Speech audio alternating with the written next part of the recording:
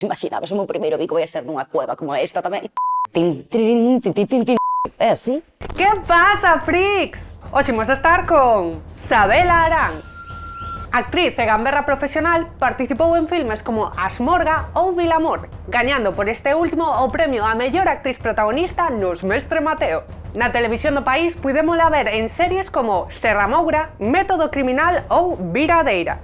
E xa a nivel estatal traballou en series como El secreto de Puente Viejo, Santo ou La noche más larga, onde reparte estopa a todo o que se move.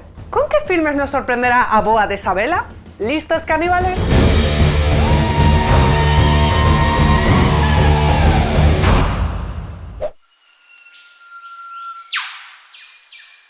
Ben, pois, definitivamente, sen lugar a dúbidas, a miña peli da infancia é Os Goonies. Esa película xunto co guardaespaldas, pero máis Os Goonies foron, de feito, as que fixeron que eu quixera ser actriz. Porque eu vía, pois, a pandilla, sabes, de chavales vivindo aventuras, buscando barcos piratas, e tesouros, e historias, e eu dicía, jo, eu quero facer eso. Seime absolutamente todos os diálogos, de feito, non sei se canta Cindy Lau, pero eu non sei quen está cantando. Aí, bueno, hai unha canción de fondo que eu, claro, memoriceina como o inglés de 5 anos, sabes? E ahora mismo, se a canto, teño que cantala con ese inglés, non sei cantar de outra forma.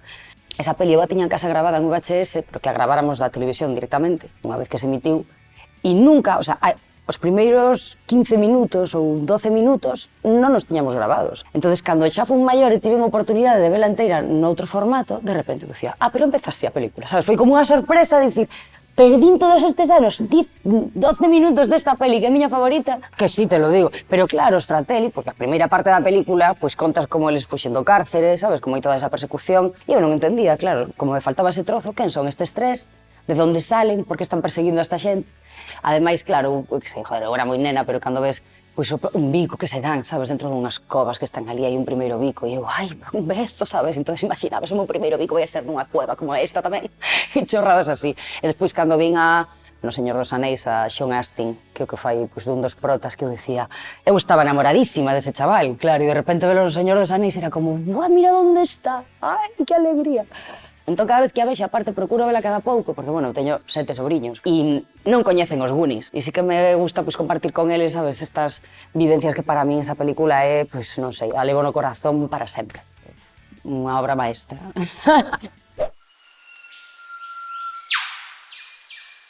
Mira, aquí teño que facer dúas distincións, porque, como digo, eu choro con todo, pero con todo e con todo. Pero sí que creo que ten moitísimo mérito que as pelis de animación e as pelis de debuxos animados consigan emocionar como fan. E a min, por exemplo, hai dúas, unha é máis reciente, vina solo unha vez, e creo que non o vou ver máis porque foi unha marea de vaguas aquelo que foi Coco. Pero sí que hai outra máis clásica de Disney, que o mesmo podo vela ainda agora cos meus anos e continuo emocionándome, que é O Rei León.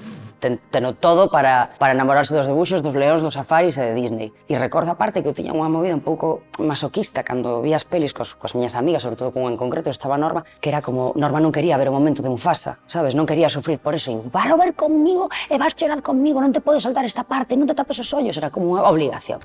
Pero bueno, deixando aparte este mundo, non, de debuxos, de animación, etc., pensar nunha peli que te faga chorar cando todo te vai chorar é difícil. Pero Os Puentes de Madison. O sea, eu creo que esa peli consigue chegar ao corazón máis férreo, como se dice?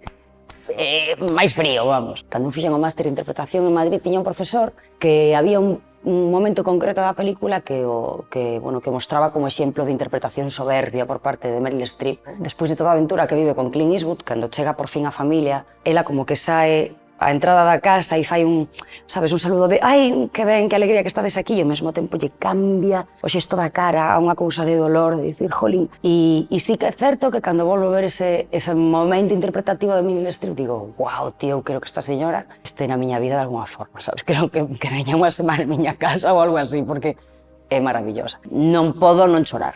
Pareceme unha peli que toca moito a sensibilidade, está moi ben feita, moi ben interpretada e dirixida. Jo, que Clint Eastwood é moi intenso ao final, sabes? Pero fano super ben, están estupendos.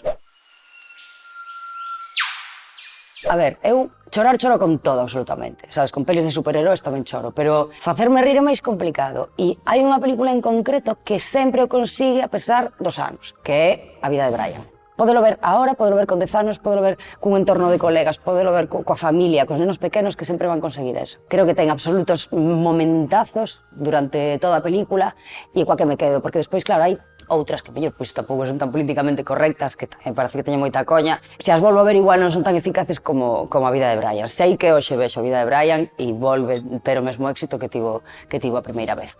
E incluso hai que dicir que a dobraxe, porque eu vina dobrada no seu día, dobrada ao castelán, e creo que é un traballo maxistral dos actores e actrices de dobraxe que fixeron eso, porque é espectacular, non é fácil e espectacular. Estiven revisando tamén momentos cando está Brian facendo unhas pintadas nun moro, chaval, quere escribir romanos, ide para casa ou algo así, pero escribe mal, non declinou ben o verbo, non sei que fixo, entón chega un soldado e di, pero vamos a ver, pero que isto non é así, o tipo, pois como que repasa, que corrixe a frase como é, e lle manda a escribir 100 veces no muro a frase correctamente, entón, bueno, eu que sei.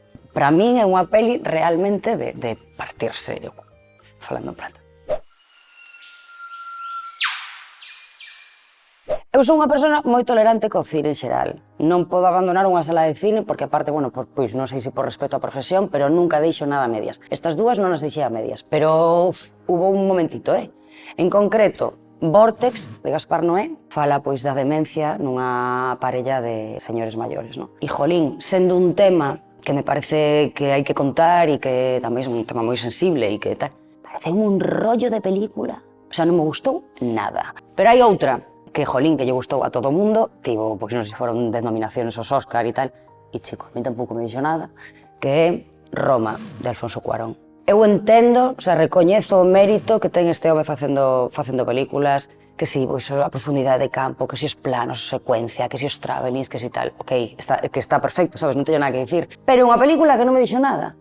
E aparte, claro, non sei, ás veces pasa tamén cando o boom dunha serie en concreto, sabes, que está todo o mundo, buah, tes que ver isto, porque menuda serie, que hai que vele, pois a min basta que me digan eso para que non me apeteza. Eu necesito como un tempo de que se calmen un pouco as augas e ao mellor despois, pois sí que a quero ver, pero non porque mo diga a xente. Estaba como o listón tan alto, sabes, ou as expectativas eran tan elevadas no seu momento, que eu a vin e dixen, pois, non sei, quédame como estou. Non entendo, o sea, entendo as nominacións, sí que entendo a nivel técnico, pero polo demais a min non me removeu absolutamente nada. Non vos fiedes do meu argumento, pero, jova, en serio, a mí non me... Claro que sí, claro, hai que verlo todo, está claro, pero a mí non me dixo nada. E aparte, ás veces, como que te sientes un pouco bicho raro, sabes? Porque cando todo o mundo dice, buah, peliculón, e si de repente non te parece que un peliculón, dices tú, bueno, pues, que estudiei, que non me estuve enterando da movida. Pero tamén teño un problema aquí, porque non sei ata que punto son pelis malas. O que, sabes, o concepto que temos como película mala. Porque unha, por exemplo, creo que se pode considerar agora mesmo un pouco peli de culto, que Waterworld, que no seu día foi unha... funcionou fatal por moitísimos motivos. Este rollo do xénero posapocalíptico que me fascina. Cada vez que está na televisión, que están emitindo nunha cadena, eu quedo a ver esta peli. E aparte foi unha peli que, jolín, Kevin Costner viña de facer... Bueno, tivera, non sei se 7 Óscars ou así, con Bailando con Lobos, viña de facer o guardaespaldas, sabes? Era un tipo considerado que estaba no momento top do negocio, do business, e funcionou fatal. Casi palma él, casi palman as dúas actrices afogadas, un huracán levou os decorados... Bueno, o sea, unha peli como... que non funcionou, pero a mí é unha peli que personalmente me flipa, non sei como decirte. O sea, é algo que me encanta. E despois hai outra que non sei se está moi ben considerada ou non. A mí dá un pouco de vergonza dicir que me gusta esta película, La mano que mece la cuna. É unha movida. É peli de Antena 3 ás 4 da tarde, absolutamente, pero, jova, mantén o suspense e é un thriller apasionante. É unha señora, unha muller que se quere infiltrar como coidadora dos bebés dunha familia por venganza. Sabes, cunha serie de enredos que dices, no, ahora non vai pasar isto, pois pasa, sabes? É como o sumum de todo que pode pasar nunha peli de suspense de misterio, pois pasa nesta. Aparte, vina moi nena, eu era moi nena, entonces, claro, eran temáticas que igual non entendía eu moi ben nese momento. Pero poder facer eso a alguén era algo moi impactante. Esa peli, sei que se agora apoyen esta película, me quedo a ver esta movida. Insisto, peli de filtro de telenovela, sabes, de terrible. Pero creo que está moi conseguida. Se tedes a oportunidade de ver La mano que mece la cuna, pois convídovos a que o fagades para ver se estou equivocada ou non. Bueno, freaks, que gozache desta entrevista? Se vos tamén fantaseades con repartir estopa como fai Sabela, entón dadelle like, compartide e suscribidevos. Xa sabedes, unídevos a nosa tribo caníbales.